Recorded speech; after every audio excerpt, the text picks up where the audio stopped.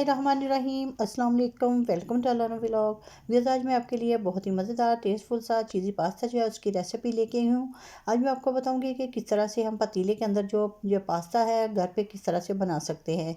तो वीडियो शुरू करने से पहले काइंडली आप जल्दी से मेरे चैनल को सब्सक्राइब कर लें और साथ में जो बेल आइकन का बटन है उसे ज़रूर प्रेस करें ताकि मेरी आने वाली हर वीडियो का नोटिफिकेशन आपको मिल सके। तो फिर चलिए आइए बिस्मिल्लाह करते हैं। बिस्मिल्लाहिर्रहमानिर्रहीम। तो इस रेसिपी को बनाने के लिए मैंने जो मैकरोनी ली है वो एल्बो मैकरोनी है, तकरीबन जे 250 ग्राम्स है। और जो 100 ग्राम से मैंने लिया है चिकन बोनलेस लिया है और इसको इस तरह से छोटे छोटे पीसेस में मैंने कट कर लिया है। तो सबसे पहले तो मैं जो चिकन है इसको मैरिनेट करूँगी। तो मैरिनेट करने के लिए मैंने नमक लिया है हाफ़ टी स्पून और थोड़ी सी जाएगी ब्लैक पेपर, यानी कि 1/4 टीस्पून के करीब जो ब्लैक पेपर है वो मैं इसके अंदर ऐड करूँगी। बहुत ज़्यादा स्पाइसी जो है वो हमने ऐड नहीं करने, बस दो चीज़ें हमने जो डाल के तो इनको मैरिनेट करके तकरीबन 15 से 20 मिनट के लिए ऐसे ही रख देंगे। बहुत ही अच्छे से हमने इसको मिक्स करना है ताकि जो नमक और मिर्च है वो अच्छे से इसके अंदर जो है वो मिक्स हो जाए। तो इसे हम 15 मिनट के लिए रख देंगे और साथ ही मैंने एक पतीले के अंदर पानी जो है वो चढ़ा के रख दिया है। तो इसके अंदर मैंने ऐड कर दिया है 1 टीस्पून नमक और 1 टेबलस्पून ऑयल। तो जब अच्छे से बॉयल आना शुरू हो जाएगा तो फिर मैं इसके अंदर ऐड करूँगी मैकरोनी जी। तो पानी को बॉयल आना शुरू हो चुका था, तो इस पॉइंट पे आके तो मैंने मैकरोनी जो थी उसे पानी के अंदर जो है वो ऐड कर दिया है। तो मैकरोनी को हमने तब तक बॉयल करना है जब तक कि जो 90% तक जो बॉयल ना हो जाए। तो आप देख सकते हैं कि मैकरोनी जो है वो बहुत ही अच्छी सी जो है वो बॉयल हो चुकी है। बहुत ज़्यादा हमने इसको जो है बॉयल नहीं करना, सिर्फ 90% तक हम इसे बॉयल करेंगे। तो मैकरोनी जो इसे हमने निकाल लिया है और अब मैंने कढ़ाई को दोबारा से चूल्हे पे रख दिया। तो इसके अंदर मैंने तकरीबन 3 टेबलस्पून जो है वो कुकिंग ऑयल के जो है वो डाल दिए हैं। फिर तब मैं इसके अंदर ऐड करूँगी लहसुन। दो जो है लहसुन के मैंने बारीक चॉप करके तो इसके अंदर ऐड कर दिए हैं। तो इसका अच्छे से कच्चापन ख़त्म करने के बाद फिर मैंने इसके अंदर ऐड कर दिया है चिकन मैरिनेटेड जो मैंने करके रखा था। तो इसे भी मैंने डाल दिया है। अब इसे अच्छे से भूनूंगी। चिकन को हमने तब तक भूनना है जब तक कि इसका कलर जो है बिल्कुल अच्छे से वाइट ना हो जाए। जब ये अच्छे से वाइट हो जाएगा, भून जाएगा, तो फिर मैं इसको कवर करके इसी पानी के अंदर पकाऊंगी। तकरीबन 5 मिनट तक मैंने कवर करके रखा तो जो चिकन था वो बहुत अच्छे से गल चुका था। तो अब मैंने इसके अंदर ऐड कर दिया है 1 अदद प्याज बारीक कटी हुई और साथ में मैंने 2 छोटे टमाटर जो थे वो ऐड कर दिए। और जब इसको अच्छे से भून लिया तो फिर मैंने एंड पे ऐड की इसके अंदर शिमला मिर्च। और अब जाएगा इसके अंदर चिली सॉस 1 टेबलस्पून और साथ में मैंने सोया सॉस 1 टेबलस्पून जो है वो ऐड कर दिए। तो अब हमने इसको बहुत ज़्यादा जो है वो कुक नहीं करना, तो बस इतना सा हमने करना है कि जब जो ये शिमला मिर्च जो है वो हल्की सी सोते हो जाए या हल्की सी गल जाए। तो अब हमने सब्जियों को पका लिया है चिकन के साथ, तो इसको निकाल लेंगे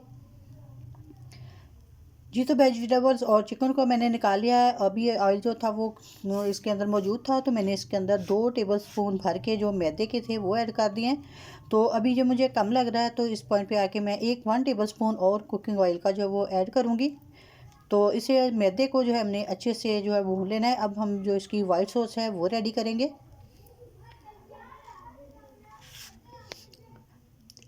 1 कप जो मिल्क है वो जाएगा इसके अंदर। थोड़ा थोड़ा सा दूध हम डालते जाएंगे और इसे इस तरह से मिक्स करते जाएंगे ताकि जो हमारा वाइट सॉस है उसके अंदर जो है वो लम्स वगैरह ना पड़े। तो इसी तरह से थोड़ा थोड़ा करके जो सारा दूध था वो मैंने इसके अंदर जो है वो डाल दिया है। आप देख सकते हैं कि हमारी सॉस जो है वो कितनी परफेक्ट और बहुत ही अच्छी सी बनी है। तो इसी तरह से हमने थोड़ी थोड़ी सी पतली सी जो सॉस है वो हमने रेडी करनी है। तो अब इस पॉइंट पे आके मैंने इसके अंदर ऐड कर दिया है हम हाफ़ टी स्पून नमक और थोड़ी सी जो काली मिर्च है वो जाएगी, यानी कि 1/4 टीस्पून ब्लैक पेपर मैंने ऐड किया है। और अब मैं इसके अंदर ऐड करूँगी चिली फ्लेक्स 1/4 टीस्पून मैंने चिली फ्लेक्स जो है वो इसे ऐड कर दिया है। तो माशाल्लाह जी हमारी सॉस जो है बहुत ही परफेक्ट रेडी हुई है। तो अब मैंने इसके अंदर ऐड कर दी है चीज़।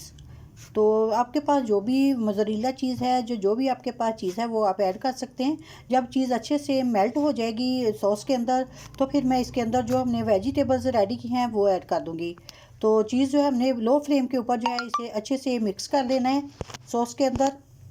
तो जैसे ही सॉस के अंदर चीज़ मिक्स हो गई, बिल्कुल अच्छे से मेल्ट हो गई, तो फिर मैंने इसके अंदर जो है अब ऐड कर दी हैं वेजिटेबल्स और चिकन। वेजिटेबल और चिकन को डालने के बाद हमने इसके अंदर ऐड कर दिए अब मैक्रोनी। तो थोड़ी थोड़ी सी मैक्रोनी जो है इसको डालते जाएंगे और इसके सॉस के अंदर जो है वो मिक्स करते जाएंगे। तो आप इतनी इस तरह से भी बना के जो है इसका इस्तेमाल कर सकते हैं, तो खा सकते हैं। तो अभी मैं आगे जाके इसका जो एक मेन जो प्रोसेस है वो करूँगी। यानी कि मैं ऊपर से भी जो इसको चीज़ी जिस तरह से बाज़ार में हमें मिलता है पास्ता, तो उसी तरह से मैं रेडी करूँगी। तो जी माशाल्लाह से मैंने सारा मिक्स कर लिया। अब इसे किसी भी मोल्ड के अंदर या किसी भी बर्तन के अंदर डाल के तो इस तरह से सेट कर लेना है। तो बाज़ार में अक्सर जो हम चीज़ी पास्ता लेके आते हैं वो इसी तरह से बनाया जाता है। तो ये बिल्कुल ऑथेंटिक रेसिपी है। पास्ता सेट करने के बाद अब मैं इसके ऊपर दोबारा से चीज़ जो है वो इस तरह से डाल दूँगी। बहुत ही अच्छे से जो चीज़ है पूरे पास्ता के ऊपर इस तरह से डालेंगे। तो अब चीज़ डालने के बाद इसके ऊपर मैंने थोड़ा सा ओरिगानो जो है वो छिड़क दिया है और साथ में इसके ऊपर थोड़ी सी जो चिली फ्लेक्स है वो डालेंगे। इससे जो इसकी लुक है वो बहुत ही अच्छी आती है। जी तो ये हमारे पास्ता की जो मैरिनेशन है वो रेडी हो चुकी है। तो अब मैंने कढ़ाई को 15 से 20 मिनट पहले प्री हीट होने के लिए रख दिया था। तो जैसे ही ये प्री हीट हो गई तो मैंने इसके अंदर जो मैंने पास्ता रेडी किया था चीज़ ऊपर डाल के, तो इसको मैंने कवर करके रख दिया। तकरीबन 15 मिनट के अंदर अंदर जो पास्ता हमारा था कढ़ाई के अंदर बहुत ही परफेक्ट जो है वो रेडी हुआ है। आप इसकी लुक से अंदाज़ा लगा सकते हैं कि ये कितना जमी और कितना मज़ेदार सा जो पास्ता है वो हमारा रेडी हुआ है। ये चीज़ी पास्ता है, बाज़ार में अगर आप लेने जाएं तो ये बहुत महंगा हमें पड़ेगा। अगर हम घर में बनाएं तो ये बहुत ही सस्ता भी पड़ता है और दूसरा ये है कि हम घर में जब चाहें बना के तो खा सकते हैं। अगर ओवन नहीं है तो भी परेशान होने की बात नहीं। तो इसीलिए मैंने ये पतीले के अंदर जो है वो पास्ता जो है रेडी किया है।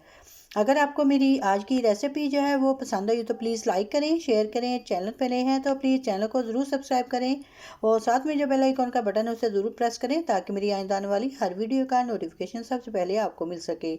और इसके साथ ही मुझे दीजिएगा इजाज़त। अपनी दुआ में याद रखिएगा। अल्लाह हाफिज़।